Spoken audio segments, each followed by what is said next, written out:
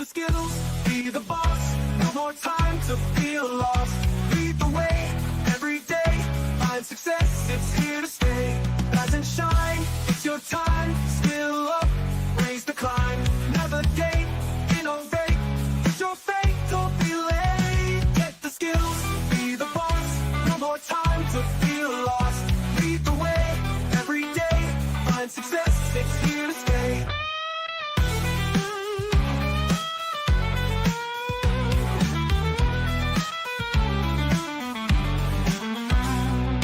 If you're a new manager or hoping to be a new manager, join us in our exploration into what managers need to know.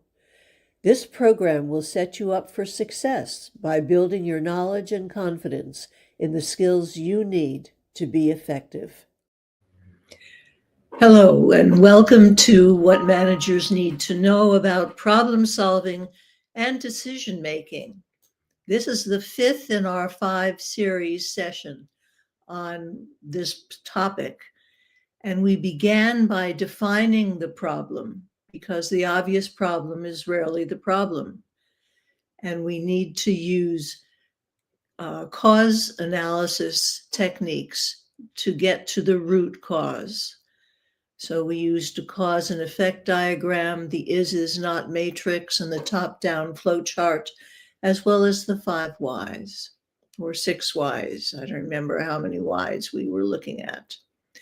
Then we identify decision-making criteria, because we need to know what the parameters are within which we have to work. Because once we brainstorm and come up with a variety of alternative solutions to the root cause problem, we need to know what's acceptable, what's viable.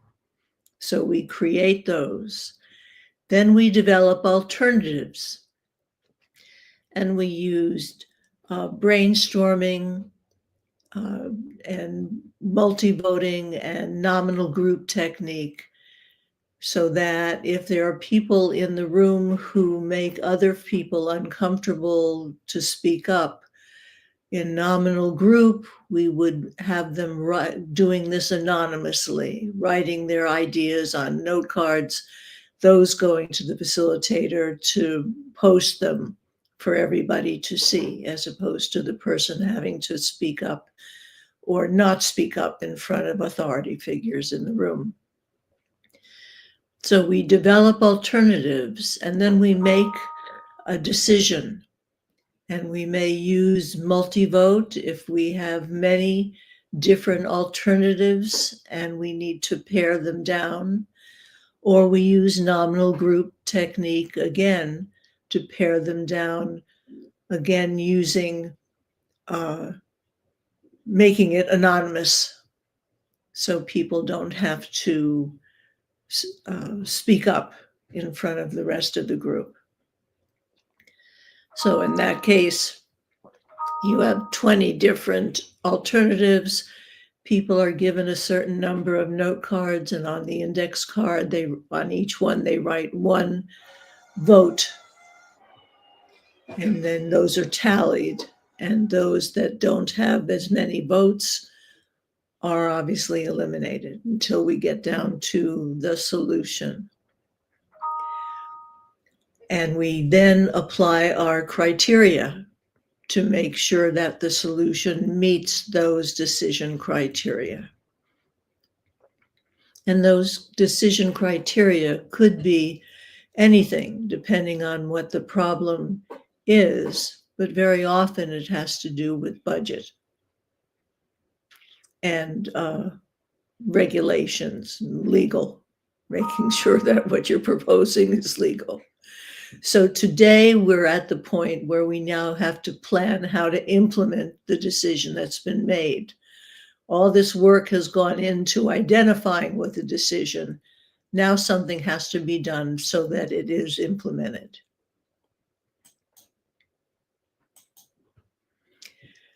So something's going to have to change when we implement it. So we're essentially in a change management situation. Our top-down flow chart example neatly identifies the steps to be considered in implementing the decision. So, first, we've identified the desired change. Assess the situation, define the problem, identify alternatives, assess alternatives, decide to make the change. We've done that. Now we need to identify what are the implementation needs. To analyze the change, identify the impact of that change, not only on programs, but on the individuals involved. Determine needed resources to implement the change. At step 3, we assess those available resources, identifying what's available, evaluating them, identifying what the gaps are, and then specifying if there are additional resources needed. And then we develop the implementation plan. What are the steps to implement the change? What's the timeline? What has to be done and who's going to do it? What is the budget, if anything? And usually some budget has got to be involved. And what are the controls on this? And then finally, we implement the plan, implement controls, assess progress, identify the problems that are arising, analyze those problems, solve those problems, monitor the activities. So what goes into all of this? First, we identify the desired decision. We've assessed the situation, defined the problem, identified alternative solutions, assessed the alternatives, and made a decision. That's what we've done in the past 4 sessions. Now we identify the implementation needs. We analyze the decision, identify its impact, and determine needed resources to implement the decision. Oops, here we go. We assess the available resources, identify the available resources, evaluate them, determine gaps, and specify the additional resources needed. Then we develop our implementation plan. What are the steps involved? What's the timeline? Who is going to do what? What is the budget? And how are we going to control and monitor what's happening? And then we implement and monitor the plan.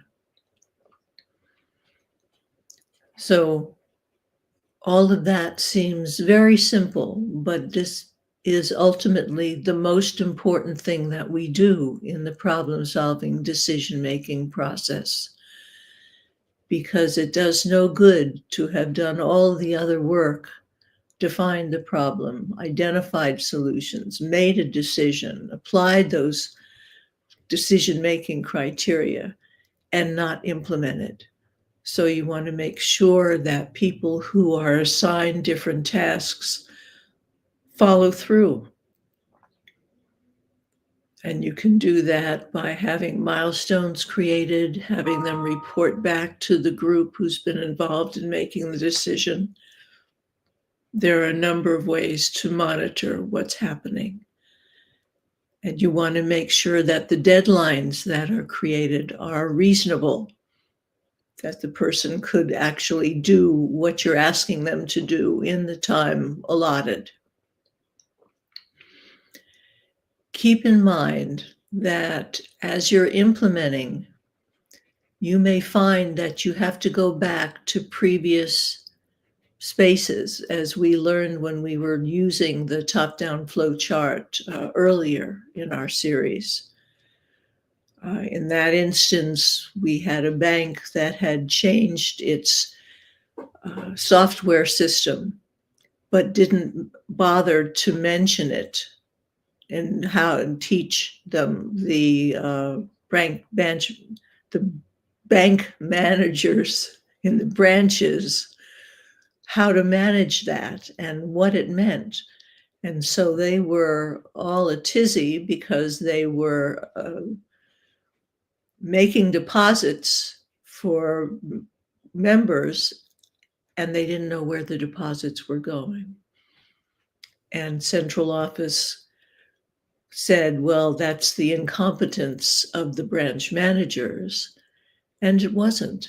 They were all pointing fingers at each other until I worked with them for them to realize that they had missed in the central office a very important step, which was planning the training that would be necessary for that implementation to go effectively. So although this seems simple, it's really very, very important.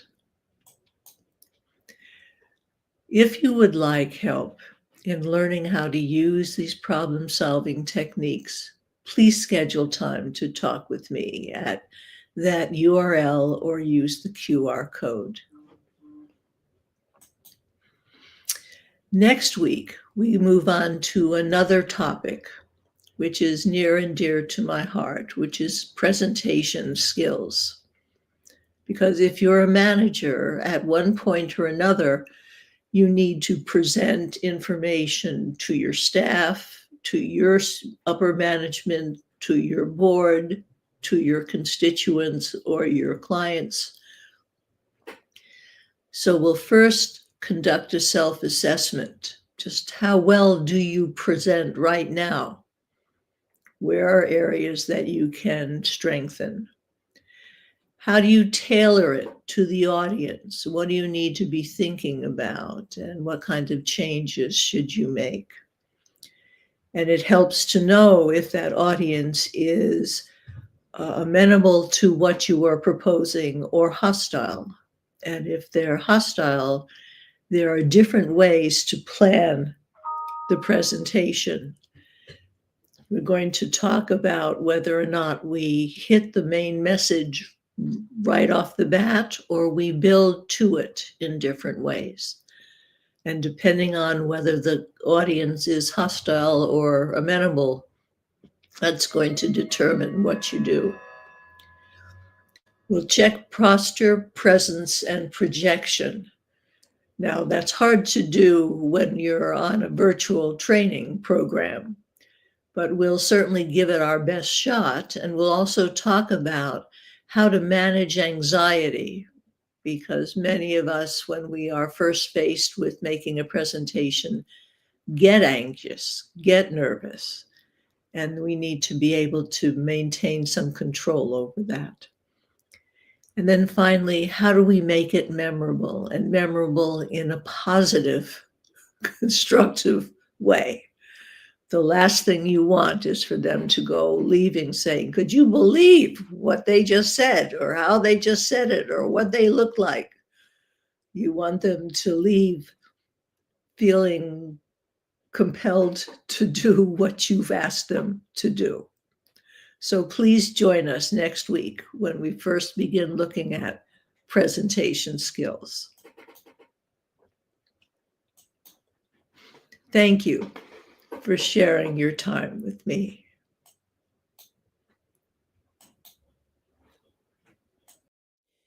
Thank you so much for coming and participating in our discussion of what managers need to know. You can find the videos of this and previous sessions on my YouTube channel or under events on my LinkedIn profile. I'll look forward to seeing you again next week. Get the skills, be the boss, no more time to feel lost. Lead the way, every day, find success, it's here to stay. Get the skills, be the boss, no more time to feel lost. Lead the way, every day, find success, it's here to stay. It's here to stay. Oh, it's here to stay. It's here to stay. Yeah. Get the skills, be the boss, no more time to feel lost.